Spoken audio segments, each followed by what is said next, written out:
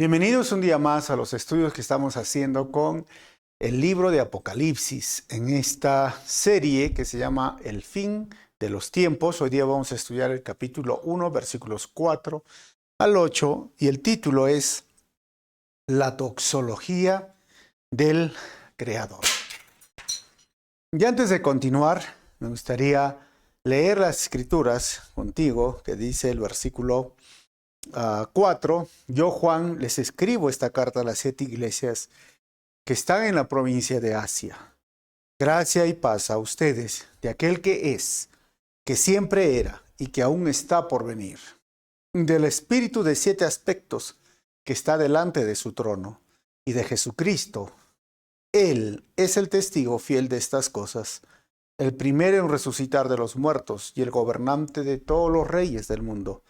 Toda gloria sea al que nos ama y nos ha libertado de nuestros pecados al derramar su sangre por nosotros. Él ha hecho de nosotros un reino de sacerdotes para Dios, su Padre. A Él sea toda la gloria y el poder por siempre y para siempre. Amén. Vamos a orar. Señor, gracias por este tiempo. Gracias por tu palabra, gracias por este estudio, gracias por cada persona que se reúne y que se toma el tiempo de poder escudriñar tu palabra. Al final, tu misma palabra nos dice que somos bendecidos no solamente al leer el libro de Apocalipsis, sino al enseñar el libro de Apocalipsis también soy bendecido. Así que tu bendición caiga sobre nosotros en este momento y que tu Santo Espíritu redarguya nuestros corazones y también use mi vida para compartir tu palabra en esta hora. Pido esto en tu nombre, amado Jesús. Amén. Muy bien, estamos reunidos. Recuerden que estoy enseñando Apocalipsis, capítulo 1, versículo 4 al 8, en esta serie que se llama El fin de los tiempos.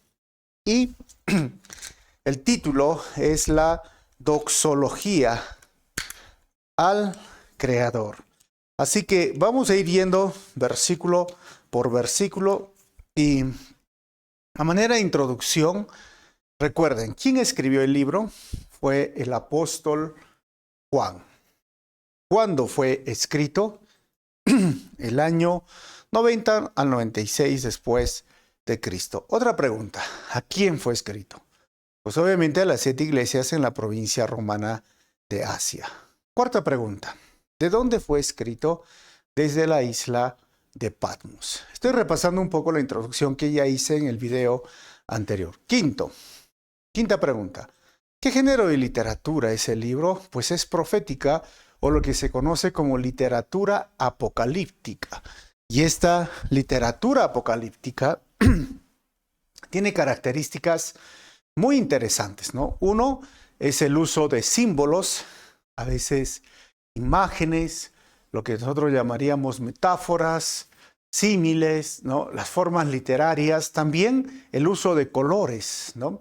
El negro, el blanco, el amarillo, el rojo, el uso de números. Hemos visto en la introducción anterior que el número 7 es el número de la plenitud y el número 6 el número de la imperfección y muchos otros números, ¿no? El 12, el 40, etc. Pero también usa aspectos entre lo que es la lucha del bien y el mal.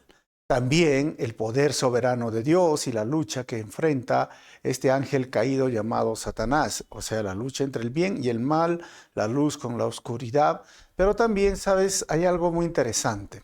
Cataclismos, la naturaleza reacciona, la naturaleza es devastada, hay seres angelicales que están en medio de toda esta situación, hay personajes que para nuestras perspectiva o conocimiento de lo que nosotros tenemos respecto al mundo son extraños, seres con 4 cabezas o 4 rostros, animales con alas, 4 alas, que no es normal, dragones, cuernos que hablan.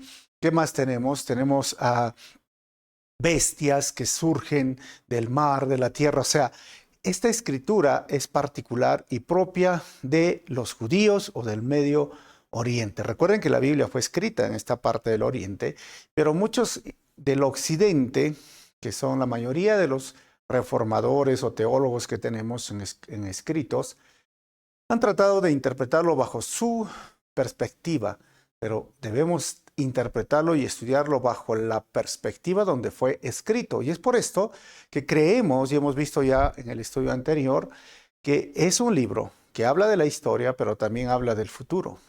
Y por esto, ¿qué otros libros? Vamos a hacer una otra pregunta, ¿no? Otra pregunta sería la pregunta número 6. ¿Qué secciones, qué secciones de la Biblia son escritos en este género apocalíptico? Ojo que no es solo el libro de Apocalipsis. Mira, dentro del Antiguo Testamento está Isaías 13:14, Isaías capítulo 24 al 27 e Isaías capítulo 56 al 66. Ezequiel, número 2, capítulo 1, versículo 26 al 28 y capítulos 33 al 48. Daniel, capítulo 7 hasta el capítulo 12. Joel, capítulo 2, versículo 28 hasta el capítulo 3, versículo 21. O sea, no es solamente Apocalipsis que está escrito en esta literatura apocalíptica. Y quinto, Zacarías, capítulo 1 al capítulo 6, capítulo 12 al capítulo 14. ¿Y qué libros o qué secciones de la Biblia encontramos ahora en el Nuevo Testamento? Mateo 24, Marcos 13, Lucas 21, estoy hablando del capítulo entero, 1 Corintios 15, en cierto sentido, 2 de Tesalonicenses capítulo 2, en su mayor parte, y Apocalipsis, que significa capítulos 4 al 22, porque el 1 al 3 es parte de la historia y vamos a ver. O sea, especialmente Daniel 7 al 12, esos capítulos 7 al 12 y Apocalipsis 4 al 22, que son bastantes capítulos, son los clásicos ejemplos de este género literario llamado apocalíptico, escritura apocalíptica. Séptima. Entonces, ¿cuál es el énfasis de la carta? Que Dios está en absoluto control de la historia, a pesar de las apariencias contrarias.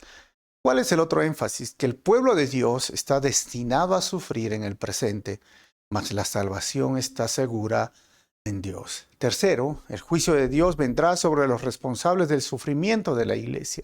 Y cuarto, al final, desde el capítulo 21 al 22, Dios restaurará lo que fue perdido o deformado al principio en Génesis capítulo 1 y capítulo 3.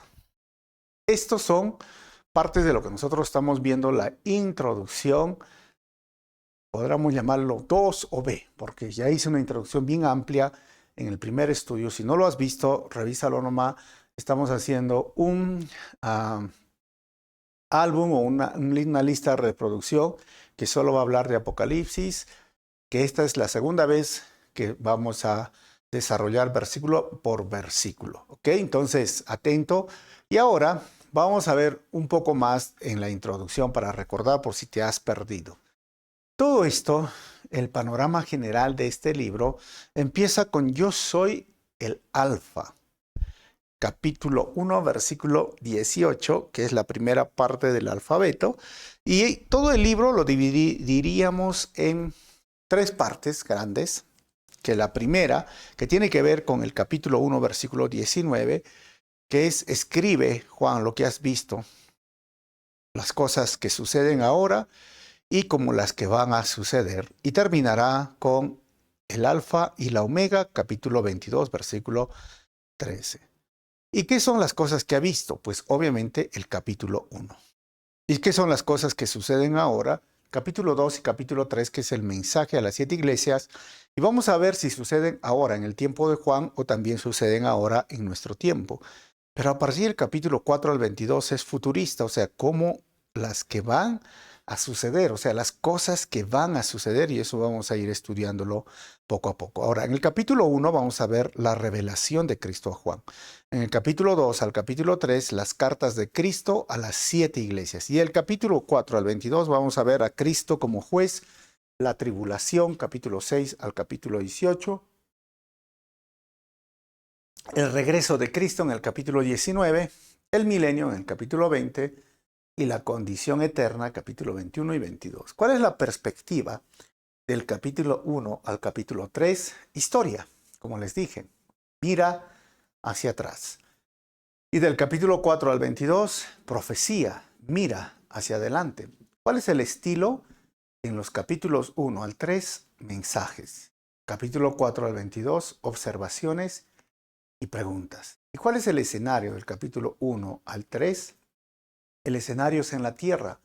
Y del capítulo 4 al 22 varía entre la tierra y el cielo. Y el tema de este libro, como estoy haciendo un panorama general del libro, es el triunfo futuro de Cristo sobre las fuerzas del mal y su creación de un mundo nuevo para los redimidos, para nosotros. ¿Cuál es el versículo clave? Apocalipsis 1:7 que vamos a leer, 1:19 que habla sobre lo que ha visto, lo que sucede y lo que vendrá. Y el capítulo 22, versículo 12 al 13, hablando del triunfo de Cristo. Como vemos a Cristo en Apocalipsis, Jesús es el venidero Rey de todos los reyes y Señor de todos los señores, quien regresará como juez y rey para dar paso al reino de Dios sobre la tierra. Un reino literal. Apocalipsis 19, 11 al capítulo 20, versículo 16. Entonces, ahora vamos a ver las posturas escatológicas. Recuerden que estoy haciendo todavía la introducción. Y vamos a ver la primera. Las posturas escatológicas que nosotros tenemos el día de hoy son las más clásicas, ¿no? Respecto a la tribulación y el milenio. Tenemos desde la cruz de Cristo, la era de la iglesia que estamos viviendo, y la primera postura habla de un arrebatamiento para su iglesia, 7 años de tribulación. Terminando los 7 años de la tribulación, está la segunda venida con su iglesia, porque en el arrebatamiento viene por su iglesia, pero en su segunda venida viene con su iglesia, después viene el milenio, que sería 1000 años del reino literal de Cristo, y después de ese periodo viene el juicio final, el trono blanco. Esta postura escatológica se llama pretribulacional y premilenial. La segunda habla de la era de la iglesia, y la iglesia va a pasar la gran tribulación o la tribulación con la iglesia. Terminando este periodo, aparece el milenio y el juicio final. Es decir, como la iglesia pasa la gran tribulación, viene la segunda venida, el milenio, el juicio final, el trono blanco. A esta postura se le llama post-tribulacional y premilenial. Pero también surgió una tercera posición sobre escatológica que habla de que no hay tribulación y que estamos viviendo el milenio y Jesús viene al terminar el milenio. A esto se le llama postmilenialismo.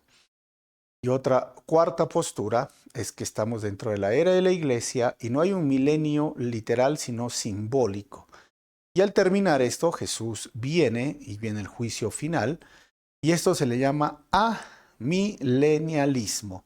¿Qué cree Calvary Chapel? Ahí lo he marcado.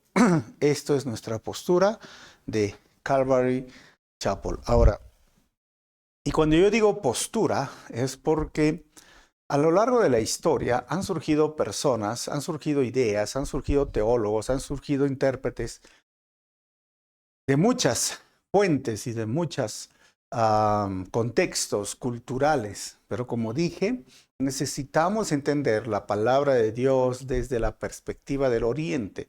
Y hay que entender esta escritura que se llama apocalíptica, que no es muy popular tanto en el occidente como en Latinoamérica. Por eso es importante ir a los originales, a los principios, y nos gusta estudiar versículo por versículo. Respeto y respetamos las otras posturas, pero quiero afirmar y reafirmar otra vez. Todos coincidimos que Jesús viene por segunda vez. Y no es mi intención en este estudio discutir, polemizar, estar peleando, porque no es para esto, sino quiero enseñar lo que dice la Biblia versículo a versículo, como Calvary Chapel, como movimiento de Calvary a nivel internacional. Esta es nuestra postura, premilenial, pretribulacional. Creemos en esto y no somos los únicos. Muchas iglesias alrededor del mundo creen en estas posturas. Pero los reformadores eran amilenialistas y postmilenialistas. Pero también siempre quiero recordar que los reformadores no vieron que el 14 de mayo del año de 1948 surgió el Estado de Israel. No vieron que ahora hay un conflicto en Medio Oriente real, concreto, como lo dijo la Biblia. Ahora estamos pronto a un tercer templo.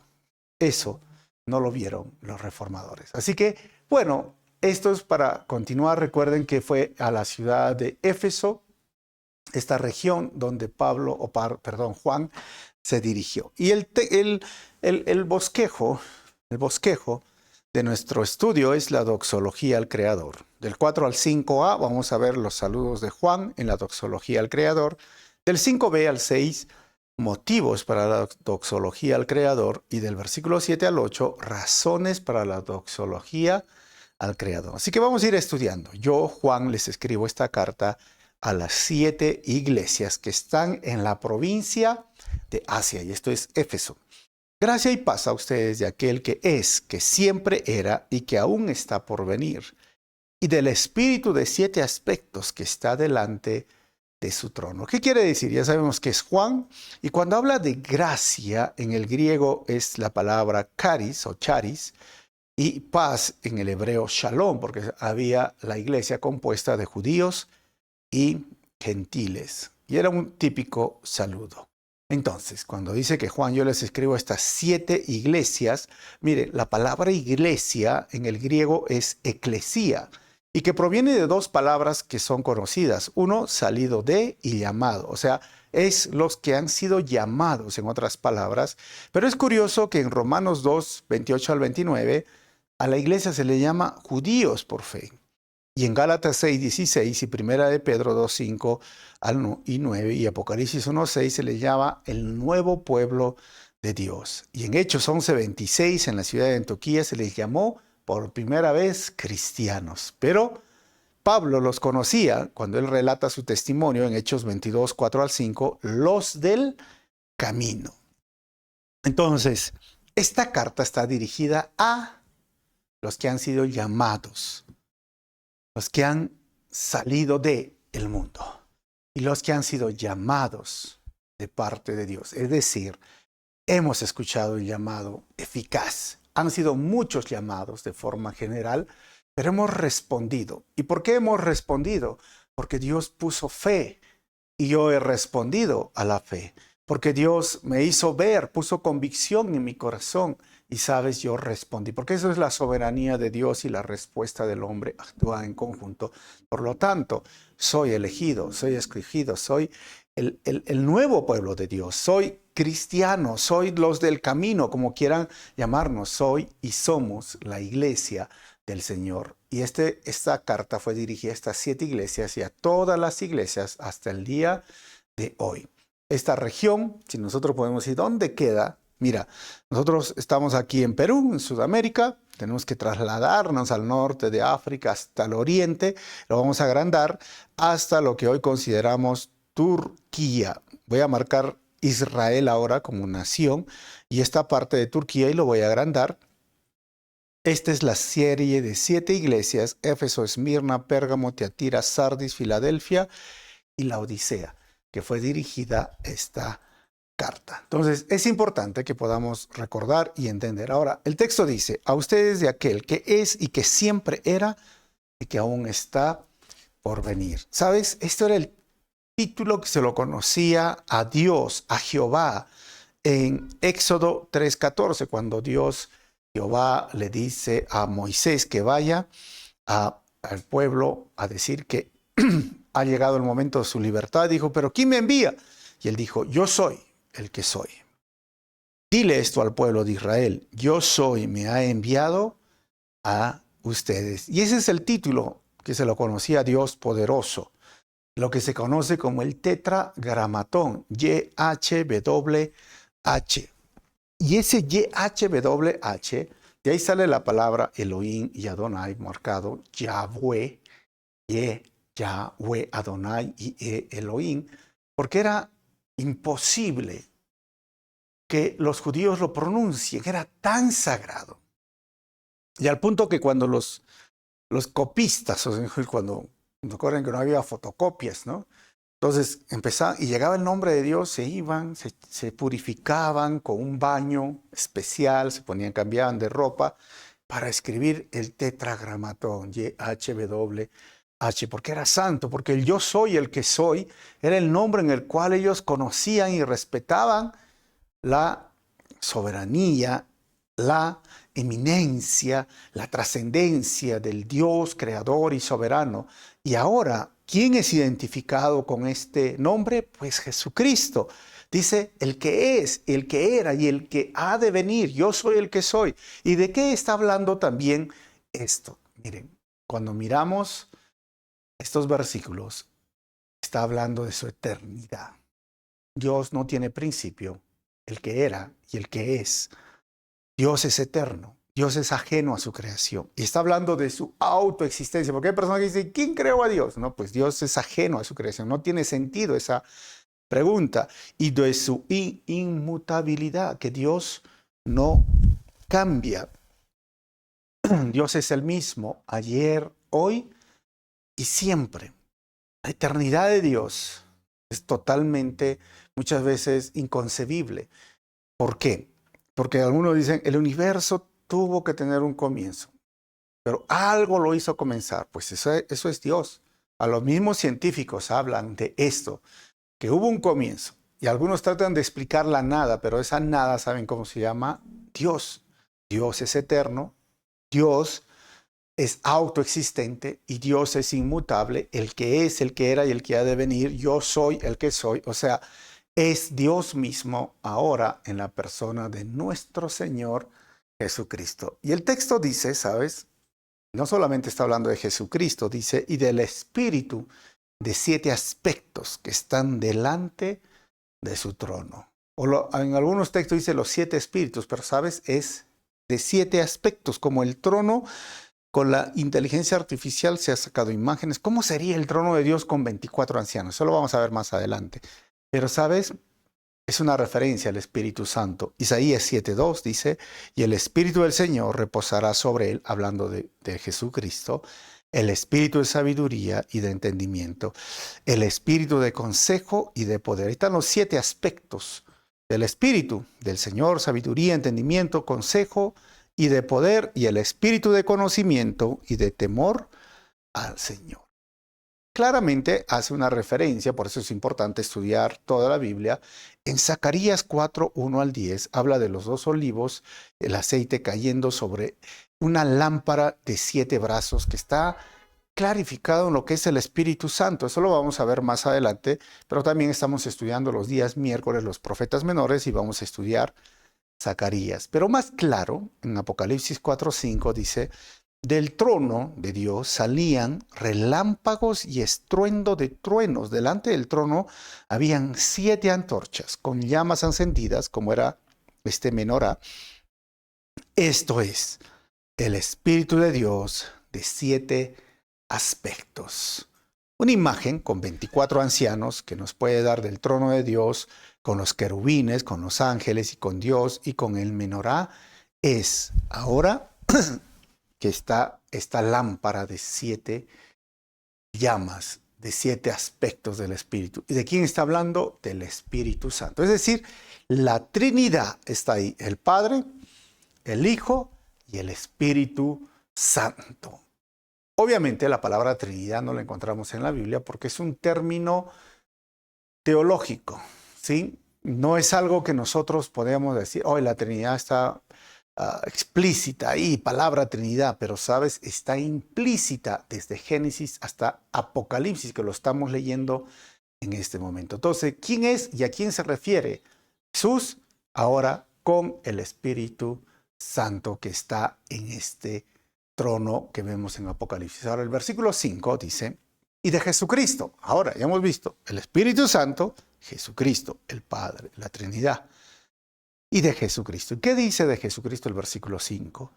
Él es el testigo fiel de estas cosas, el primero en resucitar de los muertos, hermanos, y el gobernante de todos los reyes de la tierra. Jesús es el testigo fiel. La palabra testigo vino a ser mártir, ¿no? De lo que es mártir, de lo que conocemos como los mártires el día de hoy. Es fiel. La inmutabilidad, la eternidad de Dios, ¿sabes? La fidelidad de Dios. Él es Dios. Él es el testigo fiel. Pero también el texto nos dice, es Jesucristo el primero que fue quien resucitó, el primogénito. Y el primero en resucitar, ¿qué significa esto? Porque algunos dirán, pero en la Biblia, en el Antiguo Testamento, encontramos que la hija de una viuda, el hijo de una viuda resucitó, resucitaron muchas personas aún tocando los huesos de Eliseo, o en el Nuevo Testamento, bajo el ministerio de Jesús, la hija de Jairo, bajo el ministerio de Pablo. O sea, ¿cómo es que Eutico, siendo Pablo, se acuerdan, resucitó? ¿Qué hace diferente a Jesús? Pues todos ellos que resucitaron, tanto en el Antiguo como en el Nuevo, volvieron a morir. Por eso, cuando dice el primogénito, es el primero en su clase. Y ahí responde muchas preguntas, porque ¿cómo será la resurrección? Lázaro resucitó, pero Lázaro volvió a morir. Pero Jesús no volvió a morir. Estuvo 40 días en la tierra, comió, bebió, cocinó, agarró las cosas materiales, se transportó de un lugar a otro lugar, atravesó puertas, pero después fue ascendido y su cuerpo a los 3 días, después de haber sido mutilado, maltratado, torturado, sus manos perforadas, el costado perforado, sus pies perforados con esos clavos, ¿sabes?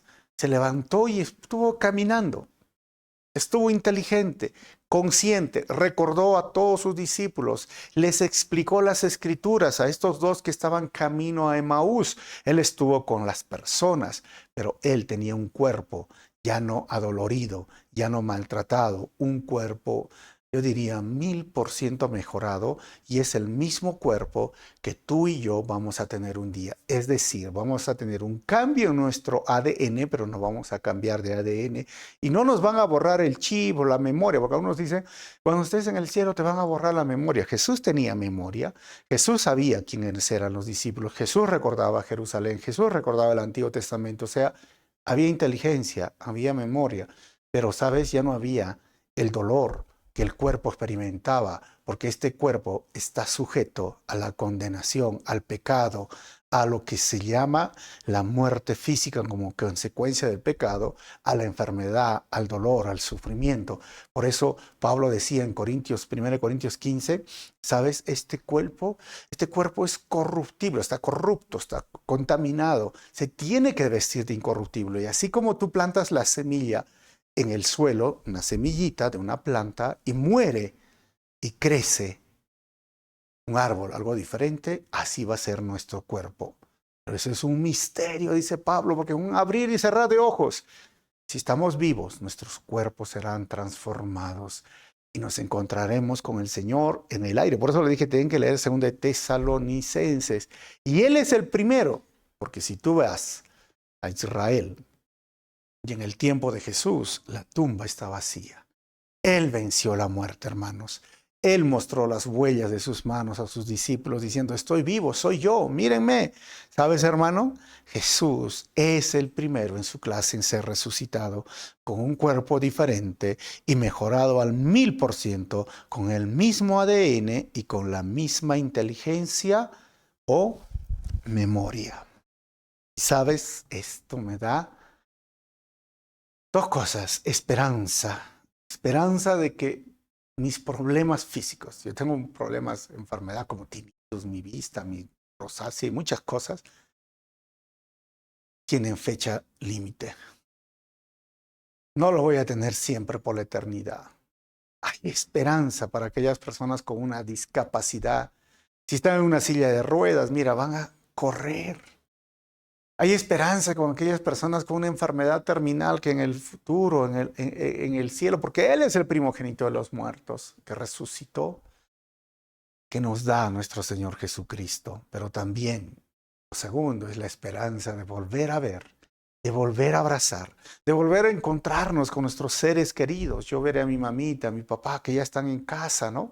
A todos ellos, o Paulito, que lo recordamos con mucho cariño. Muchas personas que si tú has perdido un ser querido y está en casa, nos vamos a ver con un cuerpo diferente. Pero sabes, hermanos, estaremos por toda la eternidad sin dolores, sin sufrimiento, sin dolor, sin lágrimas. Todo eso se acabará. Ese es el libro de Apocalipsis. Y termina este versículo hablando de Jesucristo, que Él es el Rey de Reyes. Y en Apocalipsis 19:16 habla del Rey de Reyes y Señor de Señores, y lo reafirma. Otra vez hablando de Jesucristo, Apocalipsis 17:14. Él es nuestro Señor. Segunda parte, motivos para la doxología al Creador. Ya hemos visto la primera parte del 5, ahora vamos a ver la segunda parte del 5b. Dice, ¿cuáles son los motivos? Toda la gloria sea para el que nos ama y nos ha libertado de nuestros pecados al derramar su sangre por nosotros. Estos son los motivos. ¿Cuál? El amor de Dios. Jesús nos ama, Dios nos ama. Hasta el punto de derramar su sangre por nosotros. O sea, nunca debemos minimizar ni menospreciar el amor de Dios. Es triste hoy que veo muchas personas mendigando y buscando amor en una persona del sexo opuesto. Mendigando y rogando por amor, cuando Dios ya nos ha amado. A veces dice, mis padres no me aman, el mundo no me ama, y yo soy rebelde porque el mundo me hizo así. ¿Sabes? Dios te ama. Y es un amor superior al de la mamá o al de papá o al de una pareja. Dios te ama con un amor tan grande, tan inmenso y tan real, porque ese es el amor real, que dio su vida por ti, en tu lugar y en mi lugar. Por eso son los motivos de darle la doxología, ¿sabes? La razón de decirle gracias, la alabanza, la gloria, la honra, porque Él mostró con acciones. Cuando Él recibía estos látigos en su espalda, que eran con esos tiras de cuero, con bolas de metal y huesos afilados y rasgaban su piel, Él pensaba en ti y pensaba en mí.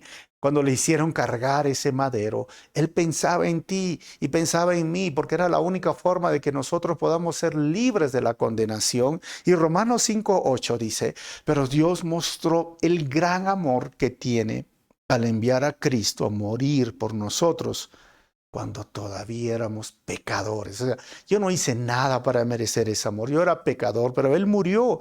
Él fue atravesado en sus manos, puesto en una cruz, dislocaron sus huesos, lo torturaron. Y 2 Corintios 5:21 dice, pues Dios hizo que Cristo, quien nunca pecó, fue inocente, fuera la ofrenda por nuestro pecado, para que nosotros pudiéramos estar en una relación correcta con Dios por medio de Cristo. Y como dice el texto, fue su sangre derramada en la cruz.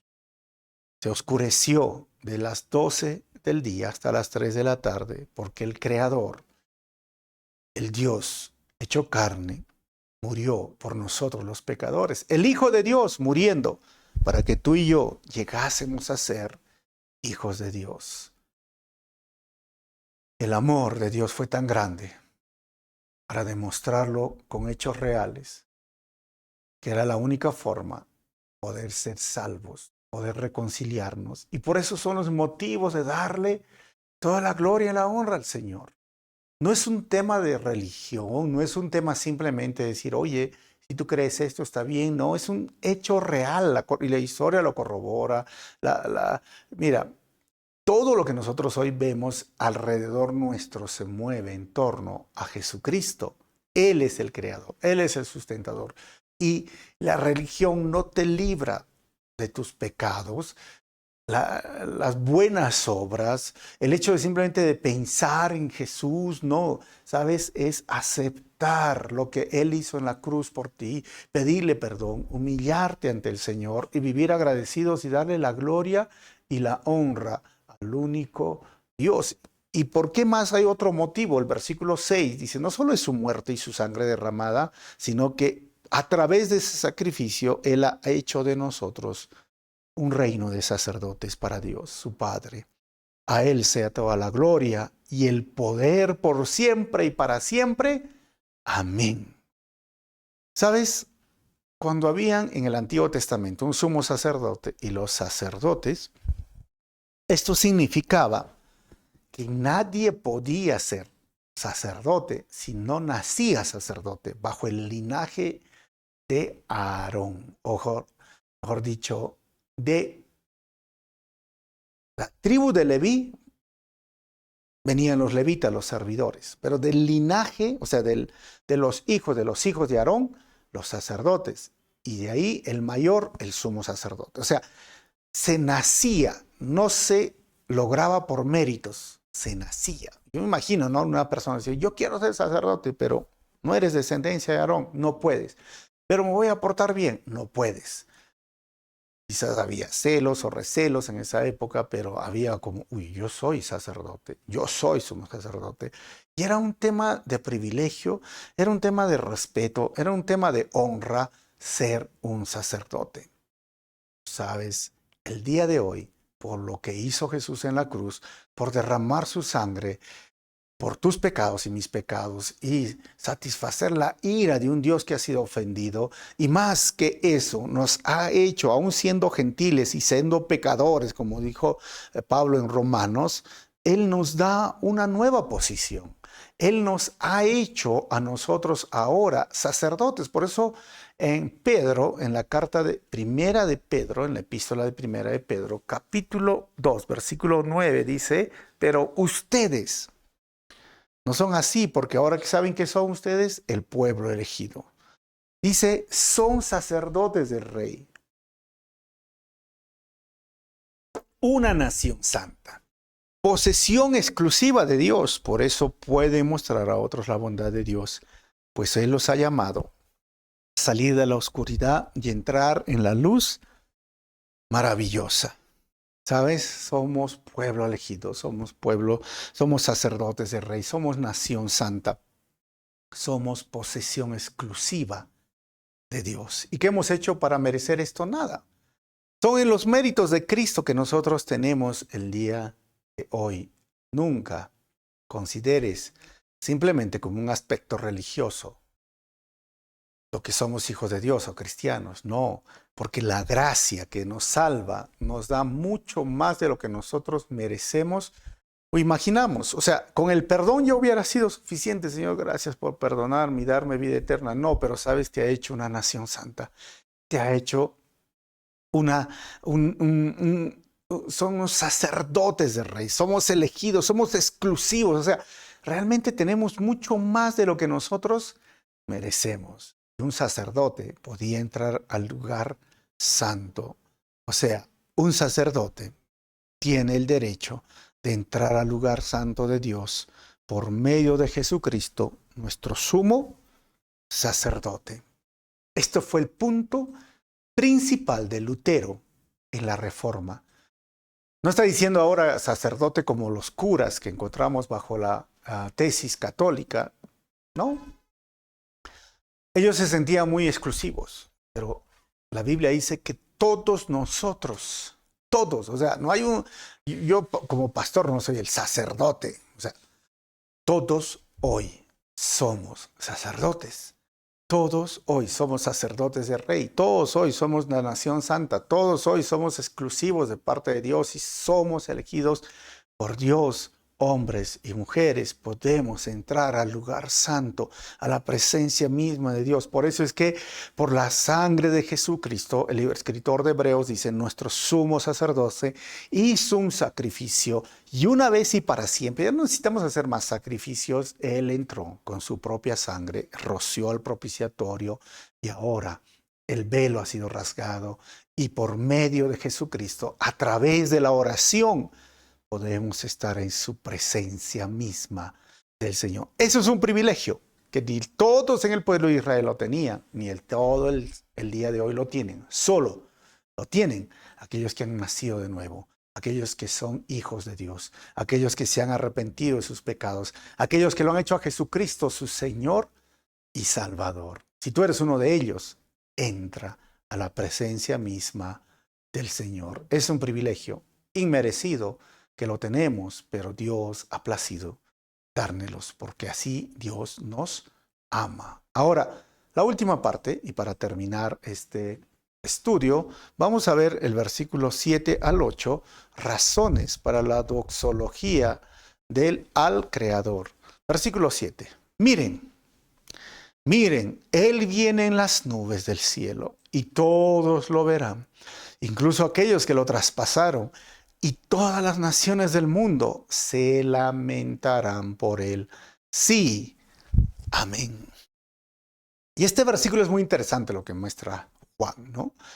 Él viene en las nubes y la gente se lamentará. Y este lamento no significa un pesar, un arrepentimiento, sino un lamento es como decir, ya, pues, ¿a qué vienes? Y eso lo vamos a ver en el capítulos posteriores, hablando de Apocalipsis, porque hay personas, dice el libro Apocalipsis, a renegar contra Dios, pero algunos se lamentarán y hablando de los judíos y hablando de todo esto, ¿qué quiere decir? ¿Cuáles son las razones para esta doxología? Él viene, hermanos, en las nubes del cielo. Pero es interesante que este lamento, miren, hasta el día de hoy muchas personas se lamentan, como que lamentarse en Semana Santa, todos saben que Jesús murió, porque Jesús fue crucificado injustamente en una cruz por los pecados, no limpia los pecados. Arrepentimiento y fe sí lo hace. Voy a volver a mencionarlo, ¿sabes? Lamentarse en Semana Santa por Jesús, que fue crucificado injustamente en una cruz por los pecados, no limpia los pecados. Arrepentimiento y fe sí lo hacen. Porque así como el texto dice, y se lamentarán al verlo, hoy día también muchos se lamentan, hermanos, en Semana Santa. Se golpean el pecho, se golpean la espalda, hacen peregrinaje, pero el lunes siguen en su vida pecaminosa. Lamentarse no es lo mismo que arrepentirse. Arrepentimiento es un cambio de acción. Arrepentimiento es dejar de hacer lo malo. Lamentarse, todo el mundo lo hace y se lamentarán ese día. Pero cuando el texto nos habla de las nubes, mire, Jesús viene por segunda vez. Jesús viene en las nubes del cielo y todos los verán, ¿sabes? Era una señal escatológica de mucho significado, especialmente en el Antiguo Testamento, y fue utilizado en tres maneras. Primero, para demostrar la presencia física de Dios, o lo que se llamaba, esta nube no es una nube que conocemos, sino el Shekinah, o la nube de Dios, que está en Éxodo 13:21, Éxodo 16:10 y en Números 11:25. ¿Y por qué viene en una nube? Era para cubrir su santidad, impidiendo que los seres humanos lo vean y mueran, porque nadie ha visto a Dios, hermanos. Si lo veían, morían.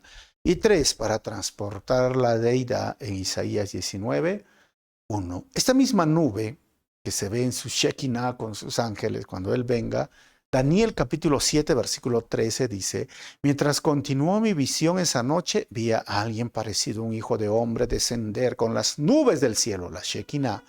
Se acercó al anciano y lo llevaron ante su presencia. Esto es nuestro Señor. Él es Jesucristo. Porque Hechos 1:11 decía, hombres de Galilea les dijeron, ¿por qué están aquí parados mirando al cielo? Jesús fue tomado de entre ustedes y llevado al cielo, pero un día, hermanos, volverá del cielo de la misma manera en que lo vieron irse.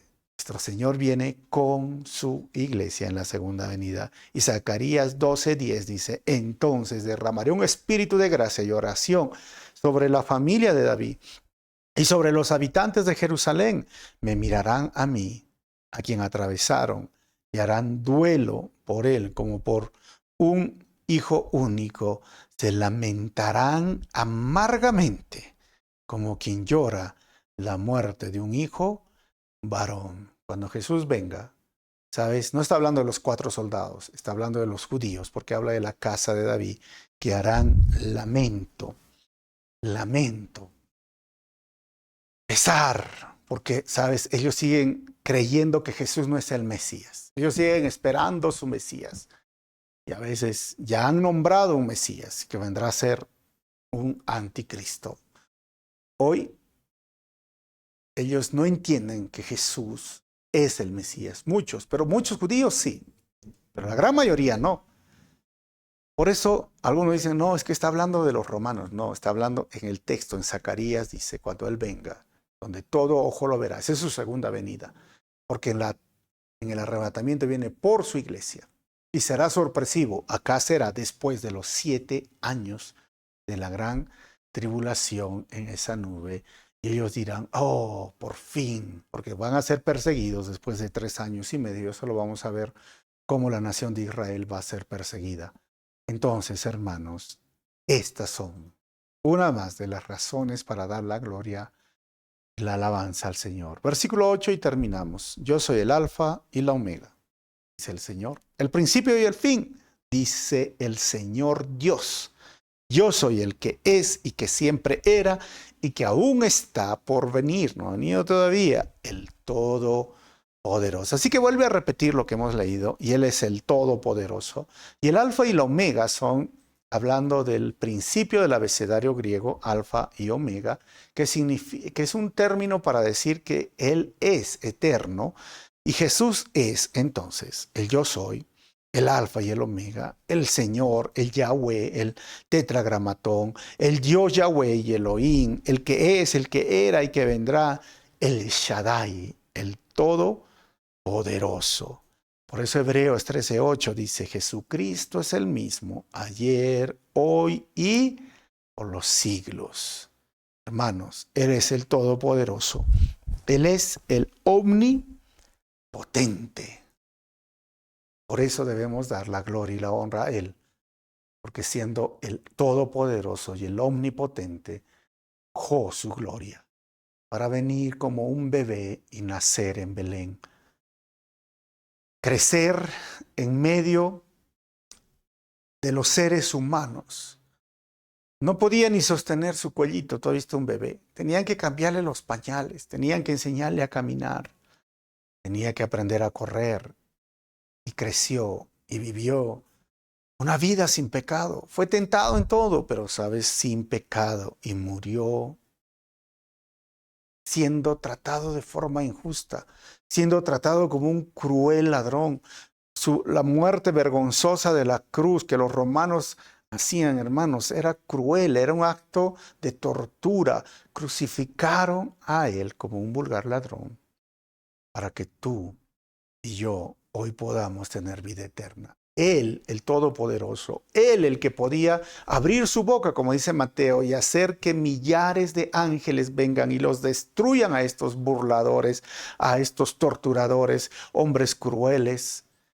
No lo hizo por amor a ti, por amor a mí. Por eso debemos ofrecer esta doxología al único Dios, al Creador, al Alfa y el Omega, al Todopoderoso, al que es, el que era y el que ha de venir.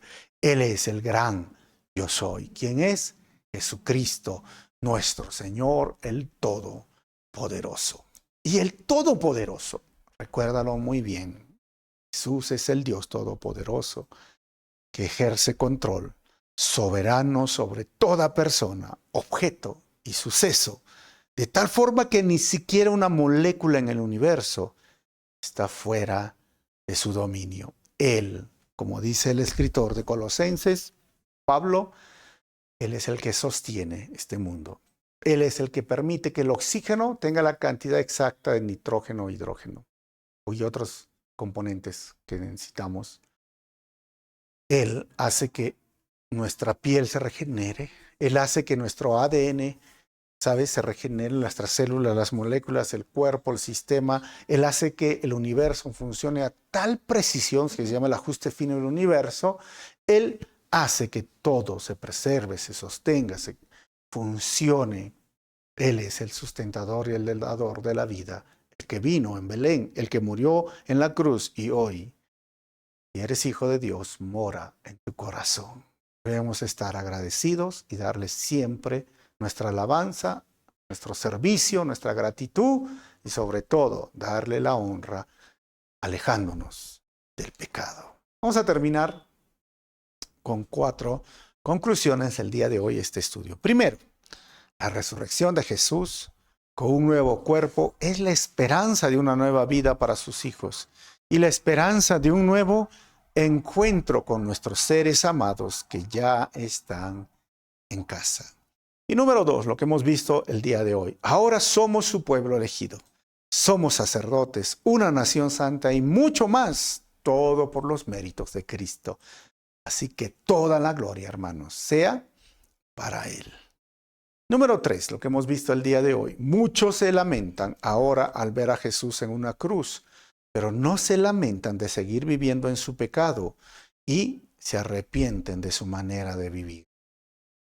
Y ellos se irán a la condenación eterna, ¿no? Bueno, cuarta conclusión. Jesús es el Dios Todopoderoso, el Yo Soy, el Eterno, el Inmutable, el Autoexistente, el Alfa y el Omega, el Señor de señores y el Rey de reyes, que viene pronto por sus hijos. Él es mi Señor, tu Señor. Y si aún no es tu Señor, hazlo tu Señor.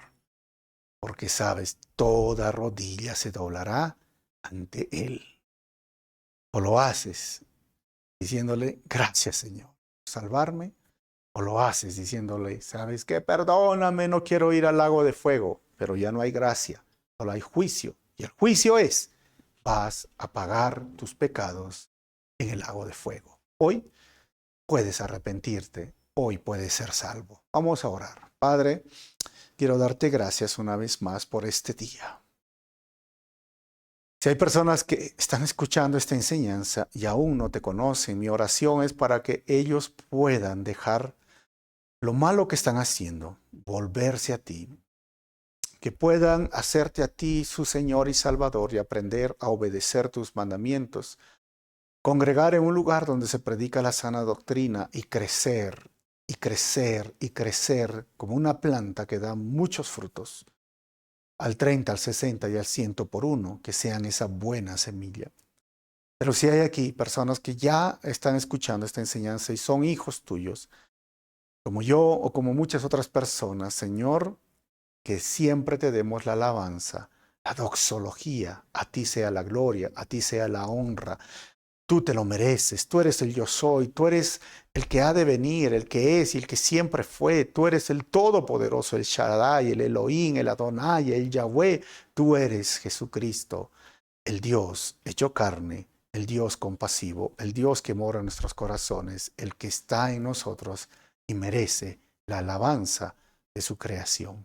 Muchísimas gracias por este libro de Apocalipsis, porque exalta y alaba y adora tu santo nombre. Gracias por todo esto, Señor, y por este estudio. Pido esto en tu nombre, Jesús. Amén. Mire, si este mensaje ha sido de bendición, comparte con tus amigos y vamos a seguir yendo versículo por versículo en este libro de Apocalipsis. Son 22 capítulos y conéctate cada vez que salen los estudios. Si estás en Arequipa, visítanos en el auditorio que nos reunimos. No te olvides ponerle un like y mira, hay más de 500 estudios en este canal. Nos vemos.